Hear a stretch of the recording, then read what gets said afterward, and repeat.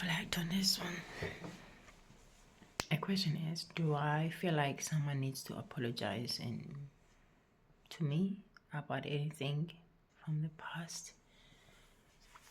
Do I have anybody in mind that I personally think they have to apologize?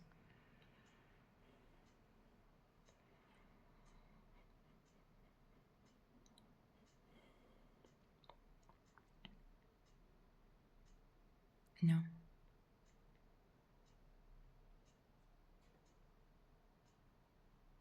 No one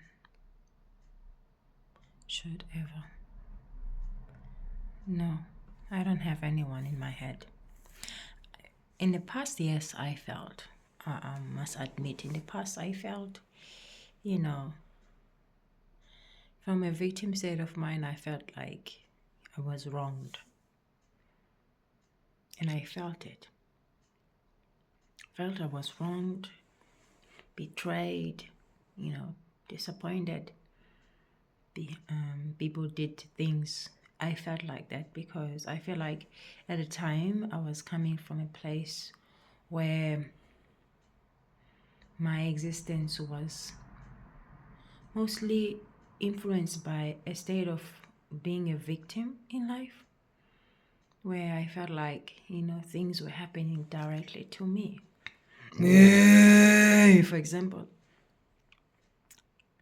I'm aware that my body is, my tummy is feeling some kind of a way, and I'm just here with it. And me in the past, let's just put it away.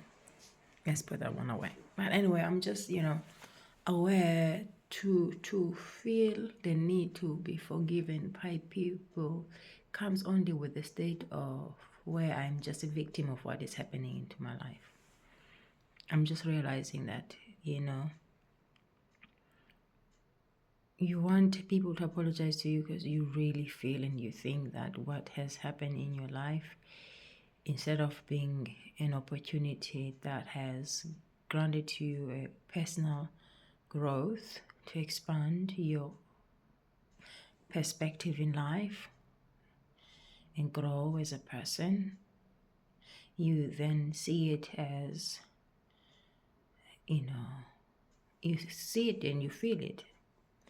And with all due respect, at the time you actually feel justified to feel, which is normal and natural. Okay, we don't want to dismiss that part because remember, again, it's all different levels of seeing and phases and seasons of seeing that comes as a result of the belief system that are active in us at the time. Okay, so we respond to certain situations accordingly or according to the belief system that is active within us, in our mind. Okay, so me back then in the past feeling like a victim, I felt like a victim because the victimhood was leading. A belief system was actually in charge of my thought processes, of my way of seeing, of how I relate to life circumstances, to people, how I approach things, how I behave, my attitude as well. So yes, back then I did feel like that because a a result of the kind of mindset I was actually functioning from at the time.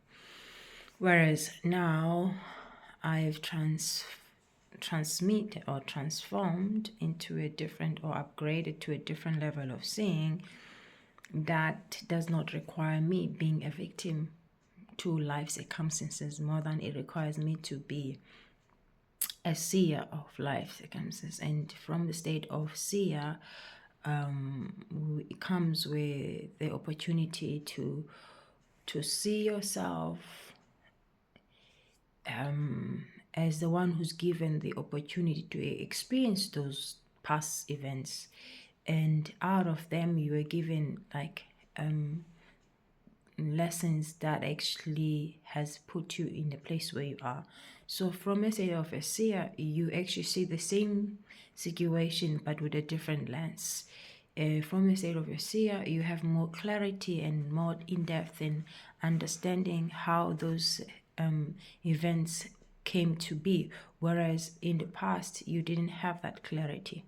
You didn't understand why people behave in the way they behave, why you even yourself, you didn't understanding, you didn't have enough clarity and understanding about yourself, and you lack a lot of self-awareness, and as a result, which perpetuated that state of mind of you being a victim mode, and hence it thrived, it thrived on that phase and dimension and level of seeing.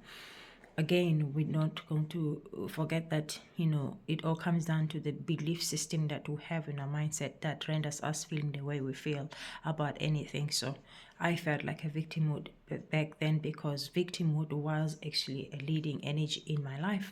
You understand? That was the state of mind I was coming from.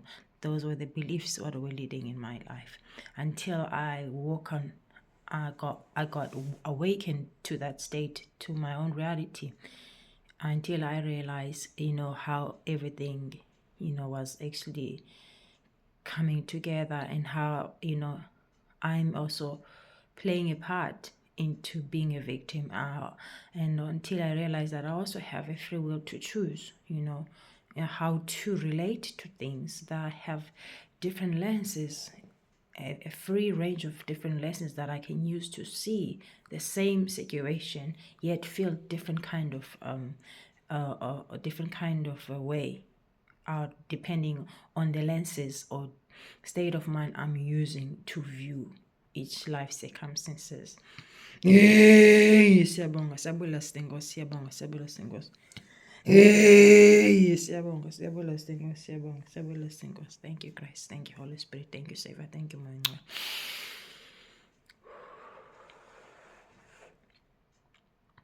So yeah, back then, yes, and now it's all good, man. It's like it's also a joke now. Everything that used to hurt me, it now it's like a laugh.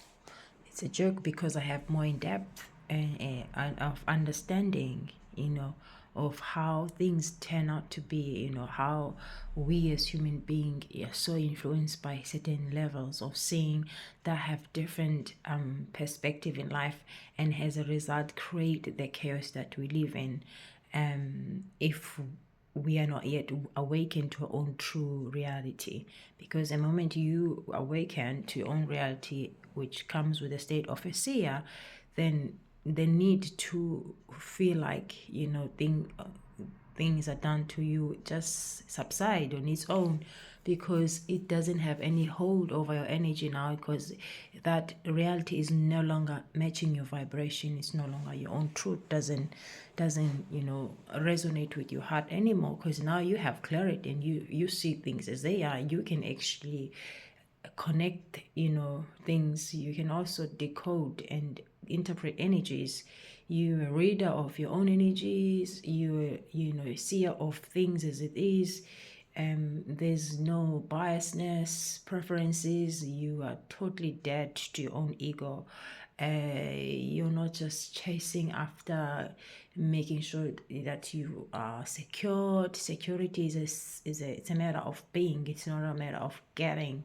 And it comes with a sense of awareness and understanding of feeling like that's your sense of security. Is no longer like, if I do this and act this way, then I'm going to be secured. You have so much awareness, and out of that awareness, which comes with clarity, it then automatically put in a place of security. You're secured, not because that things won't happen in your life. You're secured because you just know the truth. You know the truth, and that truth kind of like liberates you. Indeed, it liberates you, as they say. Once you know your truth will liberate you. Exactly, that's what happened within the state of a seer. You just see things for what they are, and out of that clarity, there isn't any need to have control or to want things to go in a certain way, the sense of egoism kind of like, die down naturally. It just evaporates because it doesn't have any hold on your energy anymore, because you are no longer feeling the need to fuel the energy of egoism. You see it for what it is. You see, this is my ego. When I want to respond this way, I'm just being insecure. When I want to respond this way, I'm just, I'm just on a guilt trip. I'm embarrassed. I'm shy. I feel insecure. I want to feel validated. You read the energy. You can see the reasons and the motivation behind your own actions. You see them right in front of you. And once you get that close to your own truth, there is no way you're going to try. It just literally die. Your ego dies. That's the end of your ego. That's the end of your ego. All those conditioning, you can see like, okay, I see you. Now you're even able to go back to your past and like, I see you, whoever that hurt or that you thought they hurt you, because it's a thinking that made you believe into something that it was there. Meanwhile, it was not the full reality of what was happening at the time. And now you have the clarity of what was happening and how it happened. So you understand the person who did something, yes, they did something, but what was the motivation? What sort of beliefs they were coming from? What sort of mindset they were coming from? How they were reasoning in their head? Do you understand everything, the feeling that pushed them to act in the way they did? You have that. And because you have this, you cannot go against the law. You know the laws, you know the principles. And once you know the laws and the principle, you can't play dumb. You can't play stupid. You can't like, okay, now I know the truth. Now I cannot, I can unseen what I've seen. You've seen it all. And once you see things, you are ought by laws to act accordingly. You are ought by laws. They need to judge, they need to call names, they need to criticize, they need to box, they need to categorize, they need to have control. It all dies, Baba. It all dies. You now, a witnesser of life as it is, you are the seer of what God, the universe, the ancestors have created. You are with them. One with them, and once you're one with your ancestors, and once with your own God and angels and whoever, whatever you call it, the higher self, once you're one, you are definitely, because you do not get there to be one with your own ancestor without being one with yourself, which is life. Life energy, life force. The moment your heart chakra, you may say, your heart, your mind, your nervous system is fully immune, fully open, in a state of receptivity to life in whatever form, in size it may come, whatever feeling it may come. When you are that, open position in that place, then that is you being open to match the vibration of the universe, which is your ancestors, which is your gods, which is whatever you may call it, your true creator. Because now you see things on their level. You're one with them, you're one with self, and one with life, and one with everything as it is, here, now, above and beyond and beneath. The vibration has formed a sense of unity and harmony. It has harmonized and alchemized all sort of energies into unity, and you yourself cannot be separated from this. You are intertwined with everything. That sense of that thing called interconnected, that you feel it from within. It's no longer just intellectual level, like as human beings or animals and trees, we interconnected. You feel it. on a sensational level. You feel, you are aware, even when you feel that I'm connected to everything. It's a feeling. And it's awareness. This awareness is feeling, sensation. It's you just aware. You're connected even to the worst things and people that are considered to be bad, terrible. You can still see right through them that yes, they might act differently, but you know that they exist because they exist, and they act the way they act because the certain laws of the universe are active in them. And moreover, you know that those energies are also dormant within you. You know those energies are not just like you don't have them or whatsoever. You know, in order for you to come to oneness, you need to get past those energies. You need to hold space for them. You need to see your own fears and how fear comes to be and how fear represents itself or expresses itself in different ways.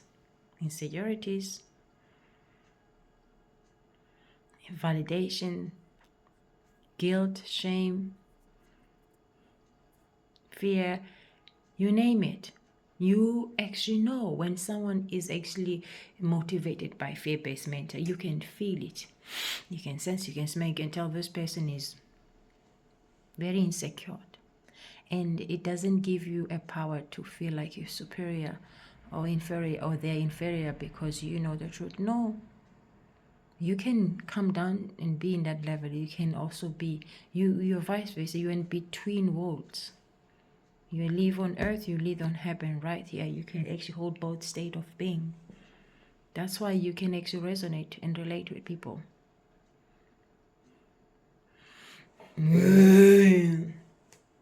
Because I see a beautiful soul.